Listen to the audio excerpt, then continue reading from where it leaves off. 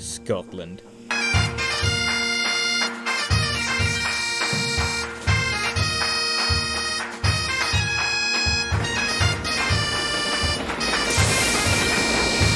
The Western Lines of Scotland, nicknamed the Port Road, was the first route DLC I purchased for train sim.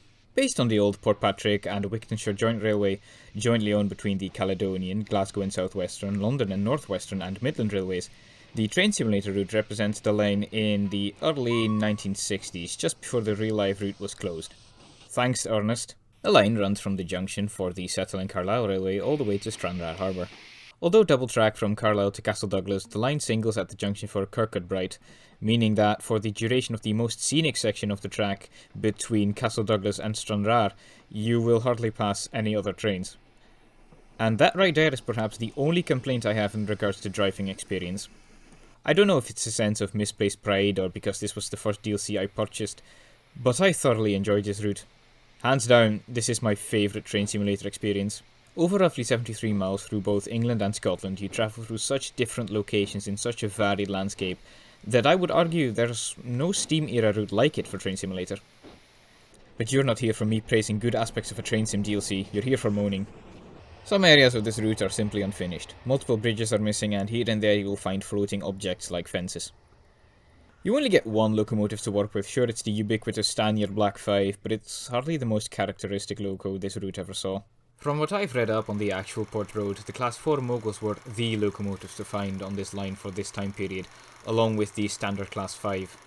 Class 6 Clans and even Class 7 Britannias worked into Stranraer with the Northern Irishman boat train. Sure, the Black 5s did run on this route, namely on the Stranraer Goods and the other longer distance trains, but the Black 5 is the closest to what I'd call a boring locomotive. The Somerset and Dorset Joint Railway already came with Black 5s. You can't tell me that convenience didn't play any part in the inclusion of the Black 5s with the Port Road.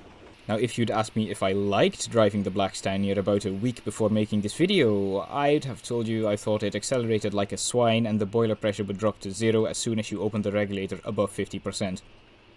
I still think that now, but I've actually grown to like the 5s a lot more than I used to. I mean, I don't like them, but I won't pretend to dislike them more than I actually do. Some of this pack's content I wouldn't want to be caught dead pulling though are the various wagons you get with this pack. The vans are wacky recolours of standard British Railways vans. The 6-wheeled tankers are also just a reskin of a tanker that seems to be in every DLC I've bought up until this point, and the open wagons make me wince. But the main pull for this route, as it would be for any route, are the various locations you travel through. There are stations with 8 platforms fed by 3 main lines and single track halts with wooden platforms in the same DLC. Sure, you could say that the Riviera line also has these, but need I remind you? The Port Road doesn't have such a big glaring fault to it. There's the, 3 missing bridges, but beyond that, the landscaping is very well done and the geometry provides a challenge with how constant the gradients can be on the western section of the line.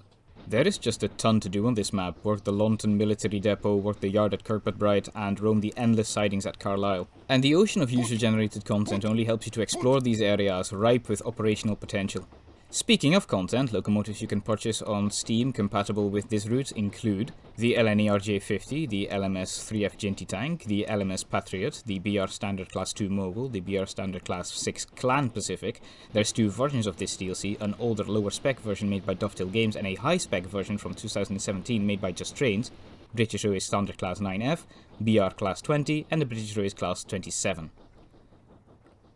That was one take, by the way. Other than that, I really have nothing else to say.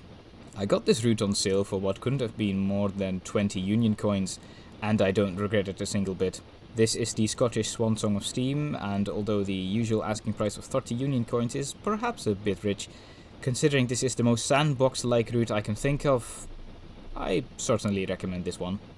If you like Scotland, Steam, and even early diesels, this route is one you should definitely check out.